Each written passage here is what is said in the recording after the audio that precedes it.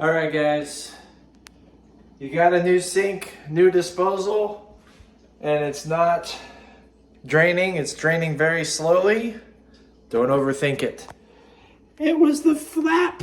The flap was blocking it. So I wedged this Big Texas Steak Ranch cup in there to wedge it open overnight. And now there's a hole in it and it drains fine. It's the flaps. God, please bless this person watching this video. Have a good day, you. All right, easy win today. In fact, pat yourself on the back for me, huh? You're doing great. You're doing great. All right, have a good day.